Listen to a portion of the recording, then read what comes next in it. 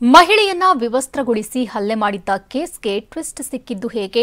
ಸತ್ಯ ಪರಿಶೀಲನಾ ಸಮಿತಿ ಸಂಗ್ರಹಿಸಿದ ಮಾಹಿತಿಯಲ್ಲಿ ಏನಿದೆ? ಸಂತ್ರಸ್ತೆಗೆ 2 ಎಕರೆ ಜಮೀನು ನೀಡಿದ್ದು ಯಾರು? ಬಿಜೆಪಿ ರಾಜಕೀಯ ಮಾಡ್ತಿದೆಯಂತ ಸಿಎಂ ಆಕ್ರೋಶ. ಇದೆಲ್ಲವನ್ನ ನೋಡೋಣ ಪ್ರಚಲಿತ ನ್ಯೂಸ್ ಟಾಪ್ 9 ನಲ್ಲಿ.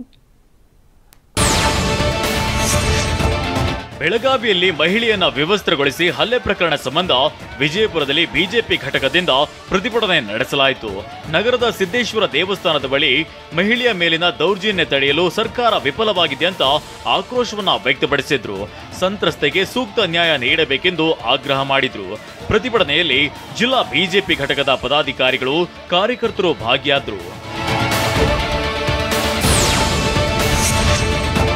ಮಹಿಳೆಯನ್ನ ವಿವಸ್ತ್ರಗೊಳಿಸಿ ಹಲ್ಲೆ ಪ್ರಕರಣ ಸಂಬಂಧ ಹೈಕೋರ್ಟ್ ವಿಚಾರಣೆ ನಡೆಸಿತು.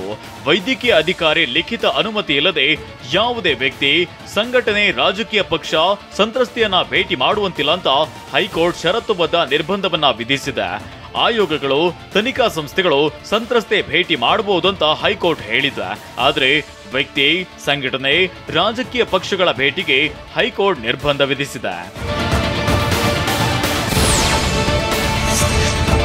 ಮೊನ್ನೆಯಷ್ಟೇ ರಾಜ್ಯ ಸರ್ಕಾರ ಸಂತ್ರಸ್ತೆಗೆ 5 ಲಕ್ಷ ಪರಿಹಾರ ಘೋಷಣೆ ಮಾಡಿದ್ದು, ಇಂದು ಸಚಿವ ಸತೀಶ್ ಜಾರಕಿಹೊಳಿ ಚೆಕ್ ವಿತರಿಸಲಿದ್ದಾರೆ. ಇನ್ನು ಸಂತ್ರಸ್ತ ಮಹಿಳೆಗೆ 2 ಎಕರೆ ಜಮೀನು ಮಂಜೂರು ಮಾಡಲಾಗಿದೆ. ಮಹರ್ಷಿ ವಾಲ್ಮೀಕಿ ಪರಿಶಿಷ್ಟ ಪಂಗಡಗಳ ಅಭಿವೃದ್ಧಿ ನಿಗಮದಿಂದ ಜಮೀನು ಮಂಜೂರು ಮಾಡಲಾಗಿದೆ. ಸಚಿವ ಬಿ ನಾಗೇಂದ್ರ ನಿರ್ದೇಶನ ಮೇರೆಗೆ ಆರ್ಥಿಕ ಸ್ಥಿರತೆ ಒದಗಿಸುವ ದೃಷ್ಟಿಯಿಂದ 2.3 ಎಕರೆ ಜಮೀನು ಕೊಡಲಾಗಿದೆ. ಬೆಳಗಾವಿಯಲ್ಲಿ ಮಹಿಳೆಯನ್ನ ವಿವಸ್ತ್ರಗೊಳಿಸಿ ಹಲ್ಲೆ ಪ್ರಕರಣ ಸಂಬಂಧ ಮತ್ತೆ 3 ಆರೋಪಿಗಳನ್ನ ಅರೆಸ್ಟ್ ಮಾಡಲಾಗಿದೆ ಅಂತ ಬೆಳಗಾವಿ ನಗರ ಪೊಲೀಸ್ ಆಯುಕ್ತ ಸಿದ್ದರಾಮಪ್ಪ ಹೇಳಿದ್ದಾರೆ. ಮಹಿಳೆ ಮೇಲೆ ಹಲ್ಲೆ ಪ್ರಕರಣವನ್ನ ಗಂಭೀರವಾಗಿ ಪರಿಗಣಿಸಿದ್ದೇವೆ.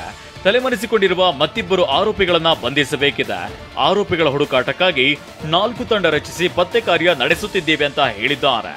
ಈ ಪ್ರಕರಣವನ್ನು ನಾವು ಗಂಭೀರವಾಗಿ ಪರಿಗಣಿಸಿ ಅಫೆನ್ಸ್ ಆದ ದಿವಸನೇ 11ನೇ ತಾರೀಕು 7 ಜನ ಅಕ್ಯೂಸ್ಡನ್ನ ತಕ್ಷಣವೇ ಬಂಧಿಸಿ, ನಂತರ 12ನೇ ತಾರೀಕು ಇನ್ನೊಬ್ಬ ಆರೋಪಿತನ ಬಂಧಿಸಿ, ಇಂದು 3 ಜನ ಆರೋಪಿತರನ್ನು ನಾವು ಬಂಧಿಸಿದ್ವಿ. ಇನ್ನೂ 2 ಆರೋಪಿತರನ್ನು ಬಂಧಿಸಬೇಕಾಗಿದೆ. ಇದರಲ್ಲಿ 4 ಟೀಮ್ ಮಾಡಿ ಆ ಉಳಿದ ಇನ್ನಿಬ್ಬರು ಆರೋಪಿತರನ್ನು ಪತ್ತೆ ಕಾರ್ಯ ಮುಂದುವರೆದಿದೆ. ಇನ್ನು ಬೆಳಗಾವಿಯ ಬಿಮ್ಸ್ ಆಸ್ಪತ್ರೆಗೆ ರಾಷ್ಟ್ರೀಯ ಮಹಿಳಾ ಆಯೋಗದ ಸದಸ್ಯೆ ಡೆಲಿನಾ ಭೇಟಿ ನೀಡಿದ್ದಾರೆ. ಈ ವೇಳೆ ಮಹಿಳಾ ಆಯೋಗದ ಸದಸ್ಯೆ ಮುಂದೆ ಸಂತ್ರಸ್ತ ಮಹಿಳೆ ಕಣ್ಣೀರಿಟ್ಟಿದ್ದಾರೆ. ಘಟನೆಯ ದಿನ ಪೊಲೀಸರು ಬರದಿದ್ರೆ ನನ್ನ ಕೊಂದೇ ಬಿಡ್ತಿದ್ರು ಅಂತ ನೋವನ್ನ ತೋಡಿಕೊಂಡಿದ್ದಾರೆ. ಘಟನೆ ಬಗ್ಗೆ ವಿವರ ನೀಡಿದ್ದಾರೆ. In any part of my country. ಬೆಳಗಾವಿಯಲ್ಲಿ ಮಹಿಳೆಯನ್ನ ವಿವಸ್ತ್ರಗೊಳಿಸಿ ಹಲ್ಲೆ ಪ್ರಕರಣ ಸಂಬಂಧ ಸಿಎಂ ಸಿದ್ದರಾಮಯ್ಯ ಮಾತನಾಡಿ, ಘಟನೆಯಲ್ಲಿ ಜೆಪಿ ನಡ್ಡಾ, ಬಿಜೆಪಿಯವರು ರಾಜಕೀಯ ಮಾಡ್ತಿದ್ದಾರೆ. ಉತ್ತರ ಪ್ರದೇಶದಲ್ಲಿ 9 ವರ್ಷದ ಬಾಲಕಿ ಮೇಲೆ ರೇಪ್ ಮಾಡಿದ್ದಾರೆ. ಬಿಜೆಪಿ ಶಾಸಕ ಅತ್ಯಾಚಾರವೆಸಗಿದ್ದಾನೆ. ಈ ಬಗ್ಗೆ ಜೆಪಿ ನಡ್ಡಾ ಏನ್ ಹೇಳ್ತಾರೆ? ಬಿಜೆಪಿ ಶಾಸಕ ಅತ್ಯಾಚಾರವೆಸಗಿದ್ದು ನಾಗರಿಕ ಸಮಾಜ ತಲೆ ತಗ್ಗಿಸುವ ವಿಚಾರ ಅಂತ ಕಿಡಿಕಾರಿದ್ದಾರೆ.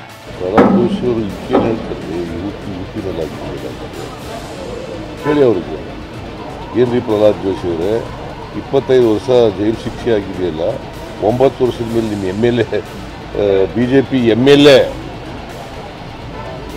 ರೇಪ್ ಮಾಡಿಬಿಟ್ಟು ಶಿಕ್ಷೆ ಆಯ್ತಲ್ಲಪ್ಪ, ಏನಂತ ಕರೆಯೋದು?